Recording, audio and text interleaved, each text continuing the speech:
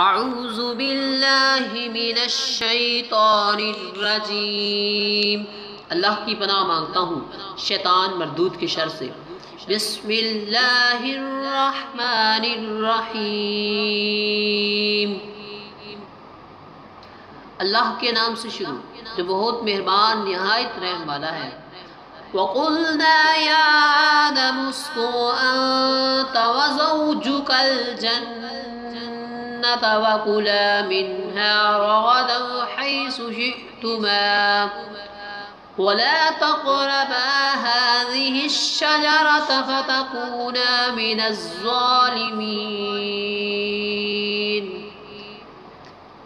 فَأَزَلَّهُمَا الشَّيْطَانُ عَنْهَا فَأَخْرَجَهُمَا مِمَّا كَانَا فِيهِ وَقُلْنَا اهْبِطُوا بَعْضُكُمْ لِبَعْضٍ عَدُوٌّ وَلَكُمْ فِي الْأَرْضِ مُسْتَقَرٌّ وَمَتَاعٌ إِلَى حِينٍ۔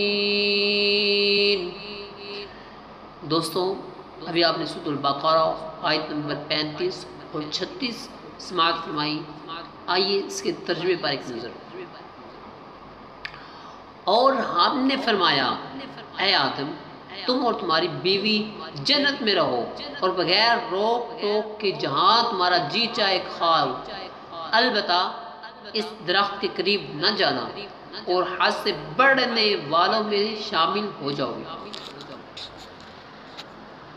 تو شیطان نے ان دونوں کو جنت سے لغزش دی، پھر انہیں وہاں سے نکلوا دیا جہاں وہ رہتے تھے، اور ہم نے فرمایا تم نیچے اتر جاؤ، تم ایک دوسرے کے دشمن بنو گے اور تمہارے لیے ایک خاص وقت تک زمین میں ٹھکانا اور زندگی گزارنے کا سامان ہے۔ دوستوں، یہ سورۃ البقرہ آیت نمبر 35 اور 36 یہ وہ آیت ہے جس میں حضرت آدم علیہ السلام اور حضرت نوح علیہ السلام کو، حضرت حوا علیہ السلام کو جنت سے نکالا گیا۔ جب انہوں نے وہ پھل کھایا تو جنت سے اللہ تعالیٰ نے نکال دیا۔ دوستوں، اس بار ایک مکمل ویڈیو ہوگی انشاءاللہ، مکمل آپ کو میں کہانی، مکمل قصہ آپ کو سناؤں گا۔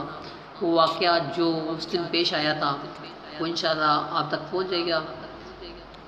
امید ہے کہ آج کی ویڈیو آپ کو پسند آئی ہوگی۔ ملیں گے انشاءاللہ نیکسٹ ویڈیو میں، تب تک کے لیے اللہ حافظ۔